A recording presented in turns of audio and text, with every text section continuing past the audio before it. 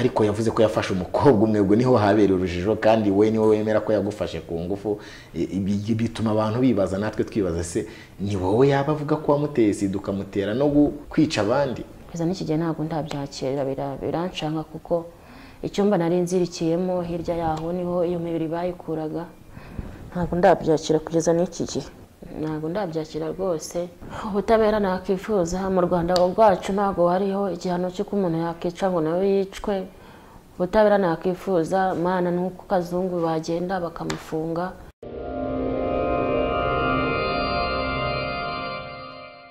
Muraho, waba uri kubaka cyangwa se gusana ukaba ukeneye ibikoresho byo kurangiza inzu yawe mu mucyo utangaje? Credo Ceramics nicyo gisubizo cyawe. Credo Ceramics bafitiye amakaro meza y'ubwoko bwose utasanga ahandi, harimo n'ayamamaye ku isi hose ya Sagi Ceramics. Tubafite n'ibindi bikoresho by'ubwubatsi birimo amarangi meza ndetse n'imashini ziyavanga mu mabara yose wakwifuza. Tubafite parafo za rangete, dushe na tuwarete byose byiza cyane. Dusanga imbere ya gare ya Remera unyuze mu muhanda uri munsi ya sitasiyo ku nyubako ya Ikaro Plaza. Waduhamagara kandi kuri 0788 82 50 46. Ikirenze kuri ibyo turanabatwaza. Umva nta cyiza nabonye aho gusangira n'abagusanga gasembuye, kamwe kuje icyanga kandi gacurika icyaka.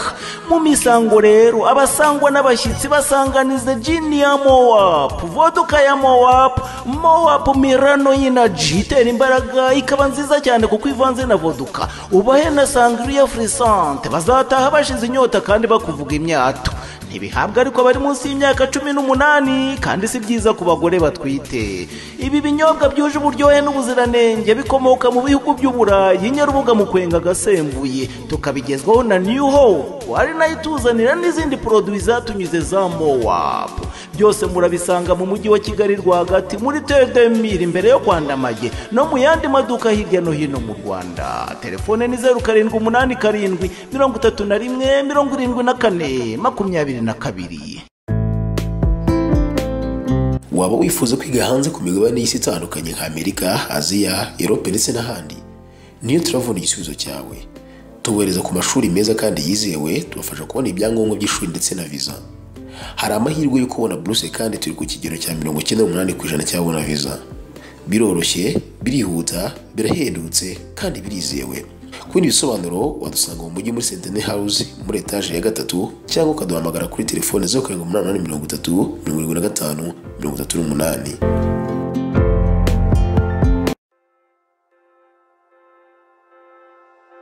Usanzwe utembera, ukorera cyangwa se ukaba ufite inshuti n'abavandimwe ujya gusura mu mujyi wa Huye n'utundi turere tuwukikije, Covenant Park Inn Guest House igufitiye amacumbi meza kandi ahantu hatuje cyane. Covenant Park Inn Guest House iherereye mu mujyi wa Huye imbere ya Controle Technique, neza uhita ubona icyapa kuri ako gahanda. Ibindi byose ukenera ubisangamo: ibyumba bifite amazi ashyushye, internet, parking, icyumba cy'inama, amafunguro n'ibindi. Ku bantu baje ari itsinda, umuryango cyangwa se abaje mu mikino inyuranye, abo Covenant Park Inn yabashyize gorora kuko ibaha apartment yabo bonyine bagakomeza kwisanzura nk'abari iwabo. Akarusho kuri wowe wumvise ubu butumwa, ugabanyirizwa ibiciro iyo babwiye kuturutse ku Muryango TV. Hamagara kuri nimero 0788 cyangwa se 0788 bakwakire na yombi.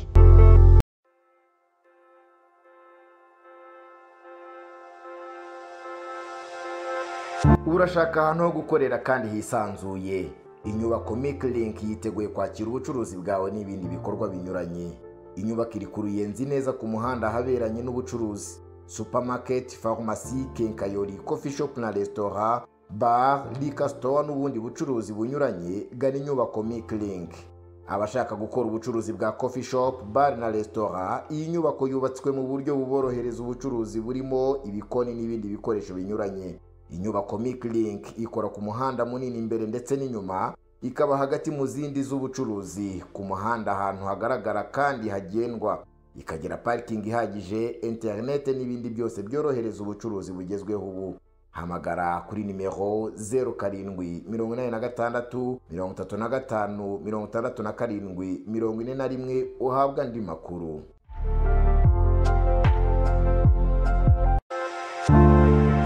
Centre Scolaire Saint Charles Rwanga riri Kivugiza mu murenge wa Nyamirambo riramenyesha abantu bose cyane cyane ababyeyi bifuza kuharerera ko batangiye kwandika abana bazahiga. mu mwaka w'amashuri 2023-2024 mu byiciro byose. Ku bindi bisobanuro birambuye mwabahamagara kuri nimero 0783153400 cyangwa se kuri 0788855763.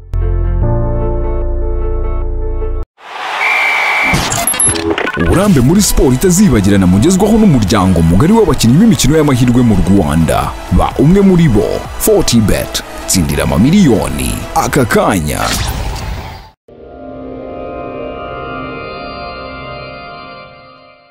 Ikaze ku Muryango TV, twakiriye nanone wa mukobwa wagize amahirwe agacika ubwicanyi bwa Kazungu cyangwa se ubugizi bwa nabi yaragiye kumugirira. Nahisemo kumwita Solange kuri iyi nshuro. Solange, twaganiriye mu kiganiro cyacu cya mbere waduhaye utubwira uko waciye mu myanya y'intoki Kazungu nawe yaragiye kukwica mu bandi 14 byavuzwe ko nawe yiyemereye ko yishe. Ukimara kumva ko Kazungu yatawe muri yombi, ukurikije n'ibyari byakubaye, wahise wiyumva gute? Nahise niyumva ko ngiye kubona ubutabera, kuko ubushize nanagejeje ikirego mu nkiko birangira bakirangiye bamurekuye kubw'ubucamanza bwabo. Sinzi uko byagenze, ariko nyine nyumva ko bamufashe, nahise numva ko ngiye kubona ubutabera. Ukurikije ibyari byakubayeho? Nkurikije ibyari byambayeho. Kazungu wumvise ko bafashe, wahise wemera byoroshye ko ari we 100%? Nahise nemera ko ari 100%, kuko mu buryo namucitsemo nanjye ntabwo nari kumucika. Nahise nemera ko ari we bitewe n'ubugome yankoreye. Ibyo byose byari byakubayeho n'ubwo bugome tubwira, wiyumvishaga ko igihe kizagera akaba yafatwa? Wumvise ngo bamufashe uhita ubyemera, cyangwa se ushobora kuba narashidikanyije? Narabishidikanyije, kuko bitewe n'uko namubonaga numvaga atari umuntu bashobora kuba bafata. Wamukekagaho iki ku buryo batamufata? Ntabwo nakekaga ko yakica abantu, namukekagaho ibintu by'ubwambuzi, ubujura bukoresheje imbaraga, cyangwa wenda intwaro zitandukanye. Ntabwo numvaga ko yagera ku rwego rwo kuba yakica abantu. Uko akimara kugera imbere y'ubutabera y'ubucamanza, ibyo yabajijwe, uko yitwaye n'uburyo bamutwaye n'ibyaha ashinjwa, ubutabera donc uburyo yageze imbere y'urubanza, byo wabyakiriye gute ari kuganira n'abacamanza? Uko nabonye yaganire n'abacamanza, nabonye n'ubundi ari umuntu ugifite cya kibazo cyo kuba yahemukira umuntu. Nabonye n'ubundi nta kintu cyo kuvanga azareka ibyo akora cyangwa n'ibiki. Nabonye nyine ari umuntu ubundi wakomeza ubugome yarasanga. Muri rusange ibyo yashinjwe wumvise hari ikirimo, ntacyo bibagiwe cyangwa bongereyemo, cyangwa se wumvise hari ibindi byakwiyongeramo? Nta, ibyo yashinjwe byose niko ubucamanza bwamushinjije byose niko bimeze. Ku bwawe ruhande wumvaga hari ibindi byakiyongeramo birenze biriya? Oya, ntabyo, birahagije. Kazungu ukimara kumubona imbere y'imbaga y'abantu, wahise utekereza gute mu buzima bwawe kongera guhuza nawe amaso, cyangwa ntimwahuje amaso ariko kongera kumubona mu ruhame ukavuga uyu ni Kazungu narinzi? Mu mutima wawe wumvise umeze gute? Kongera guhuza nawe amaso byanteye ihungabana rikomeye, kuko nkanjye nk'umuntu twamaranye umwanya munini, ntabwo kubyakira byarangoye. Ntabwo nabashije kuba nagira umwanya kuva ngo ndarebana nawe cyangwa ndamaranya nawe igihe kinini cyo kuba wenda nabutekerezaho. Byarangoye cyane, ntabwo nari gushobora kuba narebana nawe. Wavuze ko ukimara kubona ko yafashwe ajyanwe imbere y'ubutabera, wavuze uti ngiye kubona ubutabera. Ubwo butabera we wari warabwifuje imbere, wumvaga uzabubona? Ese hari intambwe wari warateye yo kugira byibuze ngo nawe utangire ubushake? Intambwe narayiteye, kuko nkimara kumucika nagiye mu buyobozi bwo hasi n'ubwo hejuru. Urubanza bitewe n'uko barusoma njye ntabwo mbizi, byarangiye Kazungu aburanye arataha. Nyine ndagenda nsenga Imana nyisaba ko nabona ubutabera. Niko kubona uriya munsi bamufashe nk'umuntu wicaga abantu, mpita mvuga nti Imana irandenganuye. Kumufata bakamuburanisha, kuri wowe urumva ubutabera uzaba buhawe? Ntabwo numvishe neza. Kuba yafatwa akagaragara imbere y'ubutabera nk'uko bivuga, wowe ibyo bazamushinja n'ibizamuhama n'ibihano azahabwa, niba bihari bibaye ngombwa ko bimuhamya ibyaha yakoze, kuri wowe nibwo butabera wumva ushaka? Uzaba unyuzwe? Oya, ntabwo nzaba nyuzwe, kuko niyo bamuhana nk'abayobozi bizanshimisha, ariko nzishima neza ari uko mpawe ubutabera bw'ibyo yanyambuye n'ibyo nabuze n'umwanya yankesheje. wigeze utera intambwe yo kwirwanirira yenda ngo ushyireho nk'umwavoka? Nta mwavoka nashyizeho ko nta bushobozi nari mfite, nari buraniye. Kubera icyo utamushyizeho nta bushobozi wari ufite, ariko se wigeze ushaka n'amakuru yatuma byibuze ubona umwunganizi? Ntabwo nari mbisobanukiwe, ntabwo nabishyizemo imbaraga no kutagira umuntu ngira inama, ntabwo nabashije kuba nagira igitekerezo nk'icyo ngicyo. Aka kanya utekereza iki? Wumva uzashyiraho umwavoka? Njyewe numva, kuko njye nasigaye mu bantu bari nka bara 10 na bangahe babuze ubuzima, nkaba mpari n'umumeka, numva ibyemezo by'ubutabera bizabihagije. Kuki wumva ko ibyo bazafata bizaba bihagije? Bizaba ni ukunyurwa cyangwa se nanone ukeneye ubutabera burenze ku buryo wakishyurwa n'ibyawe nk'uko na kare wabivuze? Nkeneye ubutabera bwo kuba nakishyurwa ibyanjye nabuze. Ubundi muri rusange, usibye ibyo watuganirije, wavuze muri rusange telefone, ibyangombwa, ariko hari n'ibindi numvise ngo yashakaga kujya gupakira aho wabaga. Ubundi nyirizina tunyuriremo ibyo watakaje uwo munsi bifite akahe gaciro? Ese ni ibiki byakubabaje cyane wumva byagaruka ugatekana nk'uko ubyifuza? Ibyo natakaje uwo munsi harimo pasiporo, hakabamo irangamuntu, hakabamo amafaranga nivuje i Kanombe 180, hakabamo yakuye kuri equity yanjye 240, hakaba n'andi yo kuri momo 15,000 mo cash, yo nta kintu cyari kiriho, n'ibintu by'imyambaro natayiwe, wenda bibaye ngombwa bankora ubuvugizi nkabibona.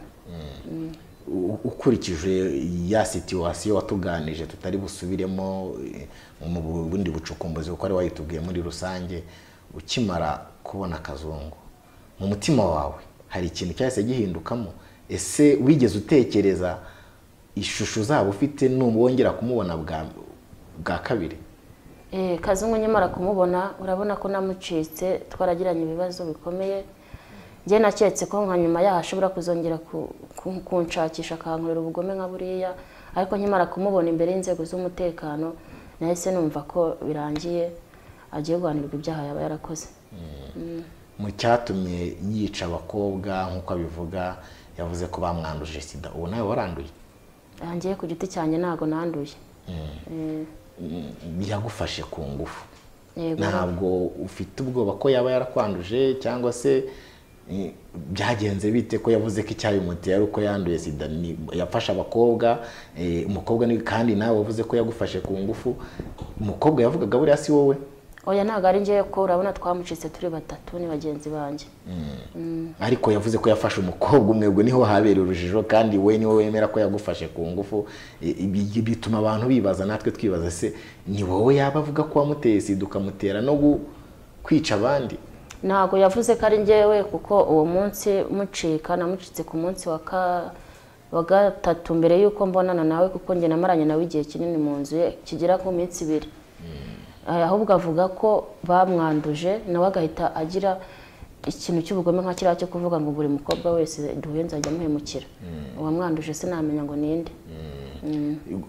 Kugufata ku ngufu we ntibyahise bituma wongera kwitekerezaho kabiri, uvuga uti se iyo ndwara yari afite yamuteraga ubugome nanjye yankoreye, ntibyaba byaramviriyemo nanjye kwandura? Ntabwo nabitekerejeho, kuko nkimara kumucikana nakomeretse cyane, nahise njya i Kanombe mu bizamini bafashe nabyo byari birimo.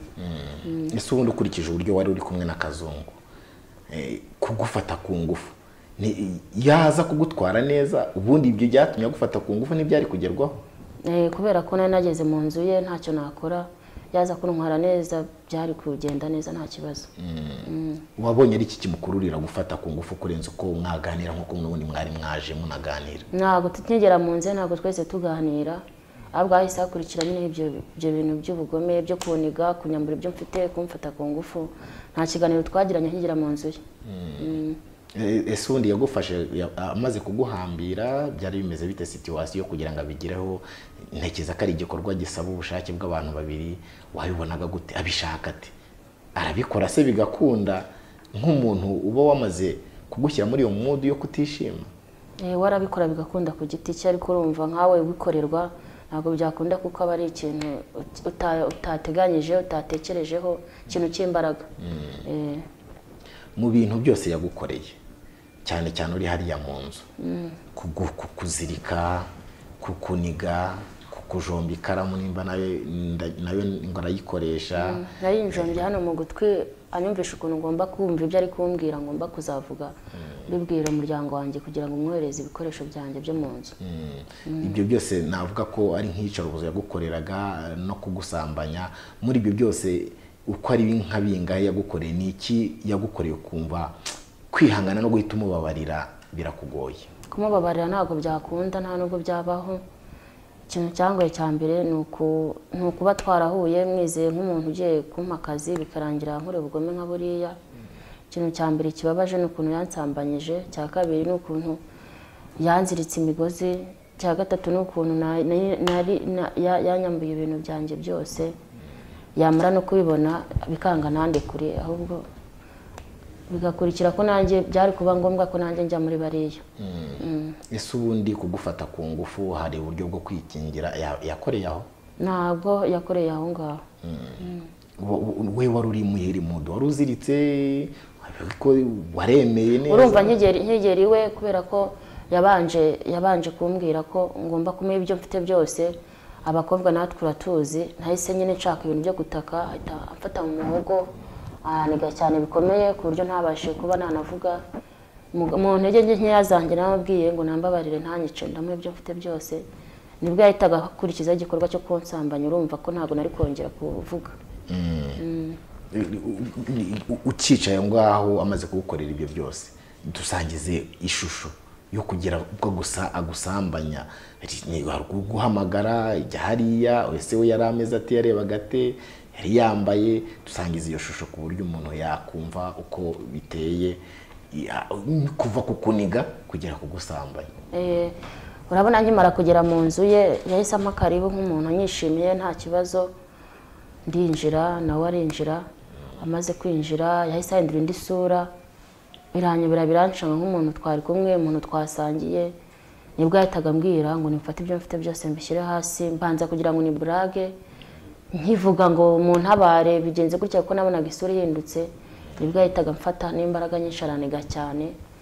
Umunota wa nyuma ngiye gupfa nyine, numvaga ngiye gupfa pe, ndamubwira ngo mbabara ntunyice basi ndagwe ibyo mfite byose. Arambwira ngo ntago wongera kuvuga, nambwa ntago nongera kuvuga. Nibwo yahitaga ambwira ngo kuramo n'ibyo byenda wambaye. Urumva ko ibintu byose nanabisize hasi, imyenda nyikuramo ngira ngo wenda agiye kuyisaka. Nibwo yahitaga yiyambura, nyine atangira gukora igikorwa cyo kunsambanya, ndabireka birarangira. Birangiye yahise amfata, ahita anyicaza ku ntebe yari ihari, anzirika imigozi. Urumva naviranaga amaraso mu mazuru no mu kanwa kubera kuniga cyane. Ndamubwira se kumaze kunsambanya nkaba nakwaye ibyo mfite byose waretse nkagenda. Ngo yango ntabwo ugenda nona. Nuko nibwo nicaye ndatuza, mbona njiye mu cyumba, azana imigozi anzirika amaguru n'amaboko, ibintu biranyobera, ibintu birancanga. Azana agatebe kari gahari niko nakita, aricara. Nibwo yambazaga imibare y'amakonti nkoresha, Equity, Mobile Money, Mocash, yose ndayimubwira. Hari amafaranga hose agenda yakuraho, sinzi ngo yashyiragahe. Nuko ibyo nyine birarangira, ndavugana nta kundi ngomba kwiyakira, Imana imfashe gusa mve hano amahoro. Amaze gukuraho ayo mafaranga naketse ko ndagiye kundikura, ntabwo yahise andikura, ahubwo yandikiye aho ngaho ahita ajya mu kindi cyumba cyari gihari. Mu rukiko wari uhari? Mu rukiko nari mpari.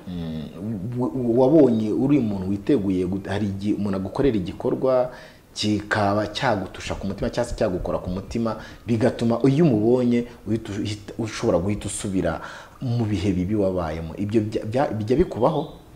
Ikintu gishobora kuba kidashobora kuba numva ntakifuza no guhura nawe. Mu rukiko bamubaza soza, hari ijambo yavuze ngo ibyaha yakoze ngo birakomeye, ngo nukumucunga neza, ngo kuko ngo bamucunze nabi, ngo umupira nimba ngo wabacika. Umupira murawufite, muwufate neza, nimureba nabi urabacika. Ibyo bintu ntabwo nsobanukiye ibyo ari byo, ariko narabikuruye numva nyine n'ubundi nta gahunda afite kuba yanasaba imbabazi ubundi naracyari muri bwa bugome bwiwe. ijambo kubacika umupira urabacika wahise wowe utekereza iki nubwo utahuza no kuri kwibyo yenda yabashaka kuvuga wese utekereza iki? Ngiye cyo naratekereje ndavuga ni buriya arababwiye ngo bamucunge cyane kuko barebye nabi yabacika. Ngiye mu ntekerezo zanjye niko nabitekereza. Ukurikije uburyo wabibonye uburyo yaje inzego z'umutekano zimugaragiye n'abantu wabonye bahari icyo gucika Kazungu wabonye gishoboka cyangwa hari izindi imbaraga umukekera yenda? Imbaraga mukekera buriya kubera ko n'ubundi ndiwe numvaga avugana n'abantu benshi ameze nk'umuntu ufite abantu bakorana. Imbaraga mukekera ntekereza ko n'ubu wenda nimba hari abari batarafatwa mu bo bakorana shobora kuba ari abantu bashobora kuba bamucikisha. Ngiye niko nabitekereje. Kuba aburana wenyine nta n'umwavoka yazanye wabonye uko bari kumuburanya wenyine ubwe kuri we birahagije ugendeye no kuri ibyo rutubwiye cyangwa hari indi group ishoboka? Kumuburanya wenyine ntago bihagije kuko ntago akora wenyine. Icyo nshingera mvuga ko adakora wenyine ni uko mu buryo namucitsemo yari agiye gufata umuntu mu bo bakorana wari ugiye kuzaza gupakira ibintu iwanjye mu nzu, nibwo namutorotse nambaye uko nakavutse nyine nkeka ko ntago akora wenyine. Uko yahereye kenshi cyane ahamagara abantu benshi ku matelefone ababwira ko abafitiye ikiraka, nkeka ko abo yahamagaraga ari nabo n'ubusanzwe bakorana muri ubwo bugizi bwa nabi bwiwe. Solange niryo zina naguhimbye. Solange, ibyakubayeho uri mu nzu ya Kazungu ukaza kugira ubwo namucika wambaye ubusa nk'uko bivuga ugatabarwa n'abaturanyi, umutima wawe ibyo byakubaye uri kwa Kazungu umutima wawe wabihaye ubuhe buremere? Ese ukimara kumucika umutima wawe wundi wabihaye ibihe buremere? Wumvaga bimeze gute umutima wawe? Nkimara kumucika kuko ari ankuriye ubugome bukomeye numvaga ko ntashobora kumara iminsi n'ubundi Kazungu ataramfata. Numvaga ko ntamucitse, numvaga ko nubwo mvuye mu nzu ye ariko n'ubundi numvaga ko ari umuntu ugomba kuzankurikirana. Ibyago bibaho sibyo mu buzima bwawe bijya bise ntago uri umwana cyane ku buryo nta bindi bintu wanyuzemo bishobora kuba bimeze abikomeye. Ibyo Kazungu yagukoreye nibyo wanyuzemo, hari igihe umuntu avuga ngo nabonye ari nk'ijuru ringwiriye. Kuri wowe ibyo Kazungu yagukoreye ugereranije n'ibindi bibi by'ubugome bishobora kuba byarakubayeho niba bihari, wahise wumva umutima wawe umerewe gute? Wumvaga ari ikintu uzabasha gusohokamo?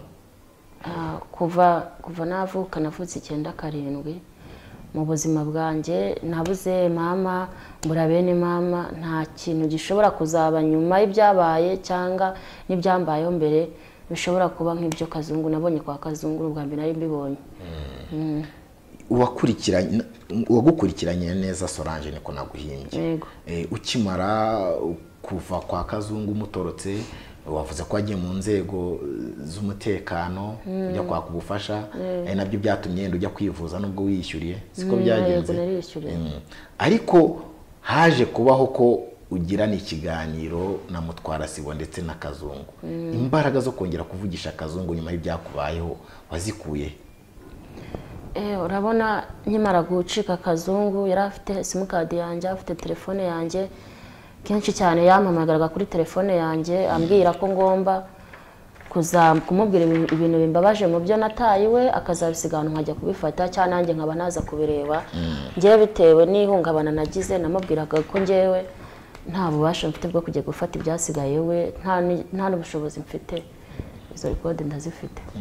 Uburyo wamuhamagaraga, uburyo wamuhamagaye? Nge ntago namuhamagaraga. Ninde wahamagaye mbere kwa numvise niwe wampamagaraga? Niwe waguhamagaraga? Ko nge nta nimero ziwe nari mfite, nimero ze nari nzifite muri telefone yasigaye iwe. Aguhamagara bwa mbere rero kugira ngo umwitabe, wamwitabye ubizi byari bimeze bite? Amamagara bwa mbere ntago namwitabye mbizi. Amamagara bwa mbere yambwiye ko kuko hari ukuntu ufata telefone ya WhatsApp kuri statut ushobora kwandikaho umuntu uzambonera inkweto runaka yambwira, umuntu uzambonera akazi kanaka yambwira. We yampamagaye mu buryo bwo kumbwira ko akazi yakabonye, ntungurwa nuko nta nimero ze mfite. Tumara n'igihe kinini tubiganiraho mubazi ukuntu yabonye nimero zanjye, birangira nyine ambwiye ukuntu ahantu mba, birangira ambwiye ko muri quartier mbamo ntawe ahantu yahabaye, birangira ngiye mubaza n'abantu duturanye bambwira ko bamuzi, ngira ubushake bwo kuvuga ati reka njye kumureba. Kazungu ari wakwiyeretse mu isura y'ubugome navuga ndengakamere, uvuze ko ari n'ubwa mbere ubonye, wakuyeho umutima wo kongera gushikama ukamuvugisha? ntago negeze nshikama kuko yampamagaraga ambwira ngo nzajye gufata ibintu nasize iwe nkamufata rekode amwima n'umwanya bikarangira nyine, kuko n'ubundi ribu yari yambwiye ko ngomba kujya mfata ikintu cyose twavuganye nkakibaha. Navugaga amagambo makeya. Ni ukuvuga ngo bari babanje kugutegura mbere yuko muzongera kuvugana? Bari babizi ko mushobora kongera kuvugana? Bari babizi kuko barambwiye ati naguhamagara uzajye uduha ibintu biganiro mwagiranye. Yes, iyo biba ngombwa ukumva koko n'ubundi agatima ko kugusubiza ibyawe wumvaga gafite nubwo ateruraga, iyo biba ngombwa ko akubwira ngo dore ibyawe biri na telefone aho kuyigurisha rwati ndayifite kwati dore ibyawe birahari, wari kufunga umwuka ukajya kubifata? Ntago bibaho, ni ari kwita mu nzira, sinari guca mu iyo nzira, ntabwo nari kujya kubireba. Wumvaga ngira ngo mwari mwavuganye mu rwego rwo kugira ngo yenda agusubize ibyawe? Ntago rwari mu rwego rwo kunsubiza ibyanjye, ko nabitekereje nk'umuntu mukuru, natekereje ko ari kumpamagara ngo n'ubundi nanjye nzibiranye nk'abandi bose ntazagira amakuru ntanga. Ukimara gusubizwa na Mutwara Sibo nawe kuko mwaravuganye akubwira ngo ntago ngiye mfite amapingo yo kujya kumureba umuntu kandi koko numva nawe uramwumvise, igisubizo wahawe na Mutwara Sibo byaguhaye ihe shusho yindi kuri case yawe na Kazungu?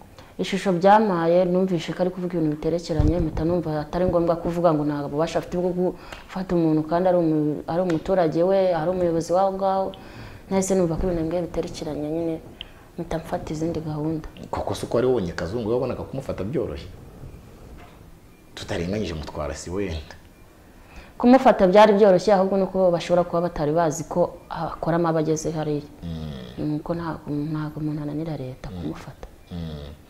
Kugenda Kazungu muganira ukaza kugera hari iwe, uko nahabonye njye nabonye hadasanzwe. Uwo kihagera nubwo ntawe umenya ikigiye kumubaho, uwo kihagera wiyumvise gute?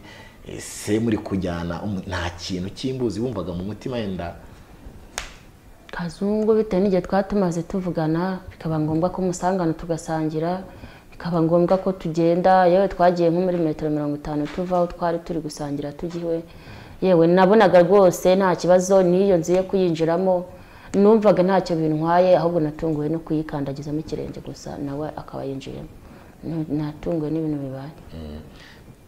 Iyo umuntu yumvise case yawe na Kazungu n'ibyabaye, abenshi bumva ari ibintu ndengakamere, ariko wowe iyo umuntu akureba ababona ukomeye. Impamvu nkomeye nuko ari mu nzego z'umutekano, kandi akeka inzego z'umutekano zizakora akazi kazo.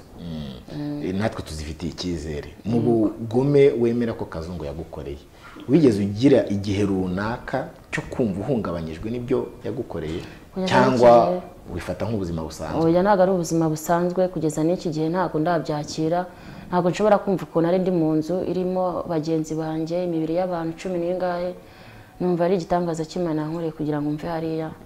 Kugeza n'iki gihe ntabwo ndabyakira, biranshanga kuko icyumba nari nzirikiyemo hirya yaho niho iyo mibiri bayikuraga. Ntabwo ndabyakira kugeza n'iki gihe, ntabwo ndabyakira pe. Ihangane. Ntabwo ndabyakira rwose. Nundi gitangaza cy'Imana kugira ngo uve mu mibiri 10 n'ingahe, ntacyo watanze, ntacyo urusha abandi, ibintu nyine biba bikomeye. Ihangane. Hari ubutabera ujya wifuza iyo utekereje nk'ibyo ngibyo biri gutera agahinda kangana gutyo? Ubutabera nakifuza mu Rwanda rwacu ntabwo hariho igihano cyo ko umuntu yakica ngo nawe yicwe. Ubutabera nakifuza Mana nuko Kazungu bagenda bakamufunga akagororwa, kumva ko yakoze ibintu bikomeye cyane by'ibyaha by'indengakamere, kuko biriya bintu nkanjye wavutse nyuma ya jenoside nabyumvaga mu mateka. Ntabwo numvaga ko umuntu nk'uri ashobora kuba ari mu gihugu cy'u Rwanda kica umuntu wa mbere wa kabiri kugeza ku bantu 10 n'abangahe. Biragoye kubyumva no kubyakira nk'abantu nkatwe tubyumva mu mateka. Solange niko naguhimbye, komeza kwihanganisha. Kazungu uvuga ko abo yishe bose ari indaya, nawe waramutorotse. Abamutorotse abo yishe ni indaya, nawe waramutorotse, uracyari mu buzima. Ibyo bintu bihuza gute? Uhita wiyumva gute? Kuba twakitwa indaya cyangwa twakwitwa andi mazina ntacyo bitwaye. Cyambere ni ubutabera nibwo dukeneye. Hari nk'igitsina gore cyangwa se nkawe ubwawe wari wabashije no kugera kwa Kazungu ukamutoroka, hari uburyo ubona ibirego by'abantu nk'amwe bidakurikiranwa ku buryo ubutabazi bushobora kuboneka byihuse? Ibirego by'abantu nkatwe ntabwo nasobanukirwa icyo ushatse kumbwira. Ukurikije uko wahise witabaza inzego zishinzwe umutekano n'abagufashije bose muri ruriya rugendo wari urimo rwo gutoroka Kazungu, hari gutinda wabonyemo cyangwa se hari ibyabaye ukavuga uti iyo biza gukorwa kuri iki gihe mba nabonye ubutabera bwihuse? Ubutabera narabuhawe kandi bwihuse. Ndashimira inzego z'umutekano, zaba izo hasi zaba izo hejuru. Nabonye ubutabera rwose kuko nkigera no kuri RIB nabanje kujya kwivuza bitewe n'uko bambonye, nahawe ubutabera buhagije.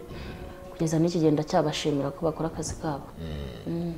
Kazungu twabonye ku ifoto bwa mbere akimara kuvumburwa n'uwo wabonye mu butabera batandukaniye? Ahantu batandukaniye, urabona iriya foto ya Kazungu abantu nkabara ntabwo bakunda kwifotoza. Nanjye tukinamenyana naramubwiraga ati wampaye ifoto yawe, ati nayo. Urabona ko iriya foto ya Kazungu ni ya kera, iriya ya mbere.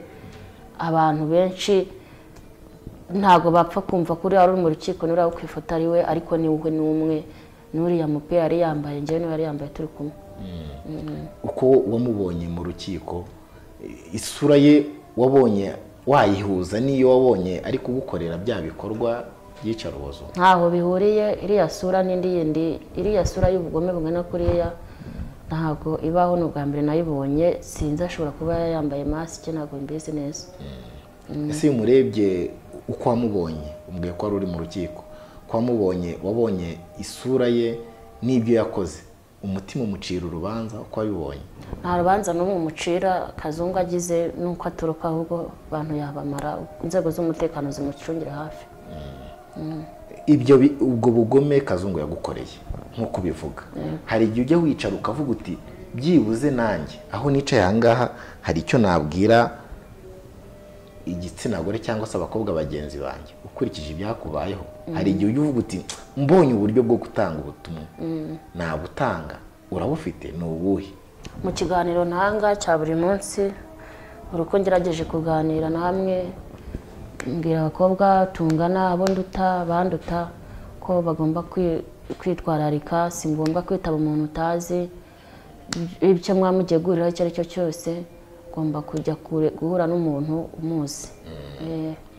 Mu biganiro byose watanze, natwe hano iwacu twirinda kugaragaza isura yawe, ndetse n'izina naryo twararihinduye kubw'umutekano wawe. Nyuma yo gutanga ubuhamya ku byakubayeho, hari icyahindutse mu buzima bwawe, haba mu buryo bwiza cyangwa mu bundi buryo yenda bushobora kuba bukwataka? Ubuzima bumeze gute nyuma yo kwirekura ukavuga ibyakubayeho? Ubuzima bwanjye bumeze neza, ariko kugeza n'iki gihe niyo ndebye amakuru ya Kazungu, nkumva ibiganiro bya Kazungu, n'ubundi numva iryahungabana rigarutse, ariko nkumva nkomeye ko wangiriye nabi ari mu nzego z'umutekano. Ni iki gituma wizera ibizabera mu butabera gusa udashyizeho umwavoka wawe nyirizina wo kugira ngo uhabwe ubutabera icyo cyose kiveho burundu? Umwavoka nakamushyizeho, ariko nta bushobozi mfite. Ikindi cya kabiri, nizera ko inzego z'umutekano nazo nk'abana b'u Rwanda bagomba kudukorera ubuvugizi agahamya. Ese ibyo wabonye kuri Kazungu, yenda tunasoza, n'ibyakubayeho, ni ibintu ubona bishoboka, bishobora kuba biri n'ahandi, ku buryo hari ikintu sosiyete nyarwanda igomba kwiga ku byakubayeho we na Kazungu? Jewe umuntu wumvaga amateka, nabivuze kuva tugitangira, numvaga ko biriya bintu byabaye muri kiriya gihe muri uriya mwaka nta muntu n'umwe uri muri iki gihugu ushobora kuba ameze nk'uko Kazungu ameze. Numvaga ko byarangiranye na kiriya gihe cyabyo, ahubwo dukwiye kwiyubaka. Numvaga bitazongera kuba, numvaga nta n'umuntu uba muri iki gihugu umeze kuri. Ukurikije uko wabibonye none, wabonye hari ibindi bishoboka nk'ibyo Kazungu akora? Ese hari ubundi buryo we wabonye byakumirwamo ukurikije uko waje ukagera kwa Kazungu, nawe yagiye azana nabo yishe? Hari ikintu abantu bakwiye kwitwararika, cyangwa se hari uburyo bwo kuvumbura nka Kazungu tubona ubu ngubu ukavuga uti yenda hari ujya kumera nka Kazungu, wamuvumbura gute? Ese hari icyo abantu bagomba gukora bakigira ku byabaye ku buryo bitagaruka? Ndondo nimugoroba yafataga agakapu agenda, ariko ntibazi ngo akora iki, ntibazi ngo abavuye. Ni byiza ko abayobozi b'imidugudu cyangwa n'abamutwara sibo bajya babarura abantu bo mu midugudu yabo, bakamenya akazi bakora, kuko urabona biriya bintu ni ndengakamere. N'ubundi uri igitsina gore, uri umukobwa, uracyari umujyambere. Ibyo Kazungu yagukoreye hari icyo byagabanyije ku cyizere wagiriraga igitsina gabo? Icyizere cyo nta n'icyo nkifite, kuko njye narumiwe n'ubwa mbere nari nta na gike mfite. Nta kintu mfite. Ku bagabo, igitsina gabo, uburyo wabisangagaho mbere n'uburyo bimeze ubu ngubu, hari icyahindutse? Ni iki? Ibintu byarahindutse, kuko bitewe n'uko nahuye n'uriya musore, nimba ari umugabo cyari umusore, nabonaga nta kibazo, nta cyizere na gikenge mfite ku bagabo. Ubu ngubu kongera kubakira umugabo wabona ukamwakira n'uwaba ateye ate? Umugabo nabona nkamwakira ni papa umbyara. Wenda we birashoboka ko yatapfa kumemukira. Bari ubwo byararangiye. Wapi kabisa. Niki cyazaba mu rubanza rwa Kazungu bikakubera nk'ikosa kuri wowe? Niki cyazaba nanone bikakubera umugisha ukumva uratekanye? Ikintu cyambera ikosa nuko nakumva ko Kazungu ari kuwe. Icyo kintu cyambabaza cyane kuzarinda mu buzima bwanjye mvuye ku isi. Ikindi cya kabiri, ikintu cyanshimisha nuko nakumva ko Kazungu ahaniwe ibyaha bye mu bihano batanga nk'ubuyobozi, nge ntabwo bisobanukiwe. Haramutse habaye ngombwa ko aburana akoroherezwa igihano, wabyakira gute? Yakoroherezwa ku kigero kingana gute? Ari wowe ufite ubutabera mu biganza byawe, wamworohereza byibuze nko ku myaka ingahe? Ngiye mfite ubutabera mu ntoki zanjye, Kazungu namufunga burundu. Bamufunga burundu? Nta no kumworohereza kundi wumva gushoboka? Nta koroherezwa afite, nta kintu cyiza yaba yaravuze ngo nibura yarakoze umuntu amworohereze, ntacyo. Reka ngushimire Solange. Yego, namwe murakoze. Abakunzi b'Umuryango TV, twagarukaga kuri Solange, ibyamubayeho n'uburyo yabonye ubutabera, uburyo yabonye Kazungu yagiye mu rukiko, byose twari tukeneye kubimuganirizaho, ndetse nawe nuko yiyumva nyuma yo kongera kumubona ari imbere y'ubutabera, nyamara yaratekerezaga ko hari urundi rwego ibintu byamaze kugeraho. Yaduhaye ibitekerezo bye ndetse no ko yabyakiriye. Solange rero turagushimiye, reka twizere ko no ku Muryango TV nitwongera gukenera n'undi tuzakubona no mu bindi biganiro byubaka Abanyarwanda. Yego, namwe murakoze. Dushimira n'inzego z'umutekano ziba zadufashije gukurikirana abantu nka bariya. Imana ijye ibaha umugisha. Murakoze.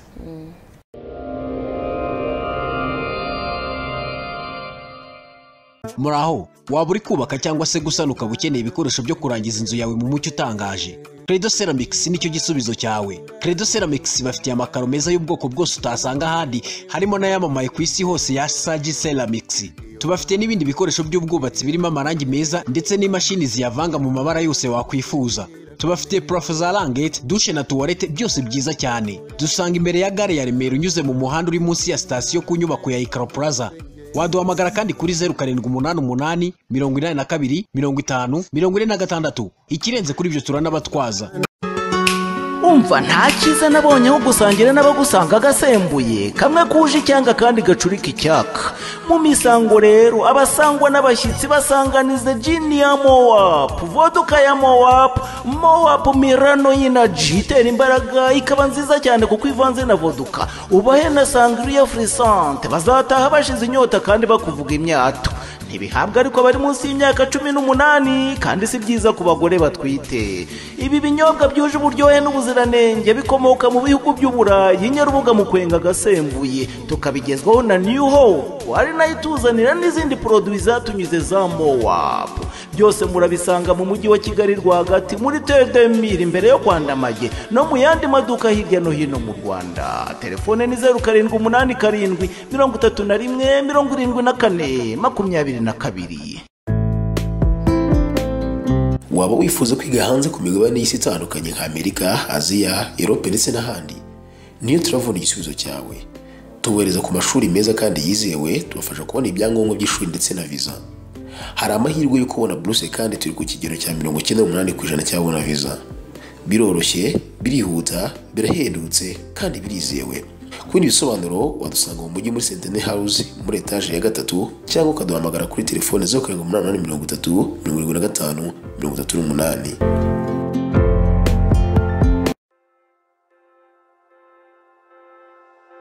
Usanzwe utembera ukorera cyangwa se ukaba ufite inshuti n'abavandimwe ujya gusura mu mujyi wa Huye n'utundi turere tuwukikije, Covenant Park Inn Guest House igufitiye amacumbi meza kandi ahantu hatuje cyane. Covenant Park Inn Guest House iherereye mu mujyi wa Huye imbere ya controle technique, neza uhita ubona icyapa kuri ako gahanda. Ibindi byose ukenera ubisangamo: ibyumba bifite amazi ashyushye, internet, parking, icyumba cy'inama, amafunguro n'ibindi. Ku bantu baje ari itsinda, umuryango cyangwa se abaje mu mikino inyuranye, abo Covenant Park Inn yabashyize gorora kuko ibaha apartment yabo bonyine bagakomeza kwisanzura nk'abari iwabo. Akarusho kuri wowe wumvise ubu butumwa, ugabanyirizwa ibiciro iyo babwiye kuturutse ku Muryango TV. Hamagara kuri nimero 0788570002 cyangwa se 0788963574 bakwakire na yombi.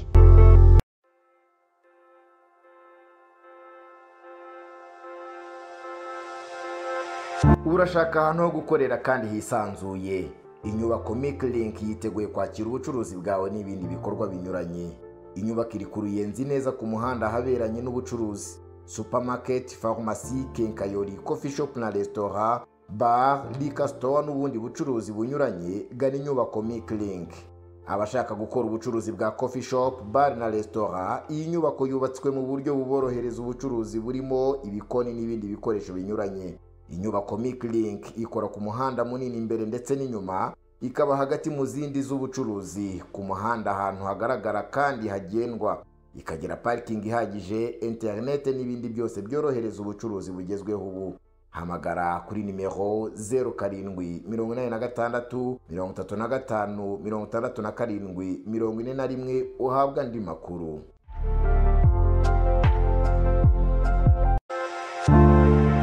Centre Scolaire Saint Charles Rwanga riri Kivugiza mu murenge wa Nyamirambo riramenyesha abantu bose cyane cyane ababyeyi bifuza kuharerera ko batangiye kwandika abana bazahiga mu mwaka w'amashuri 2023-2024 mu byiciro byose.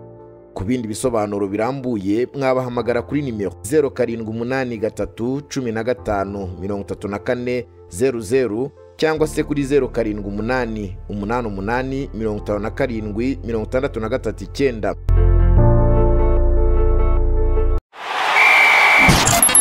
Uburambe muri siporo itazibagirana mugezwaho n'umuryango mugari w'abakinnyi b'imikino y'amahirwe mu Rwanda. Ba umwe muri bo, 40bet, tsindira amamiliyoni aka kanya.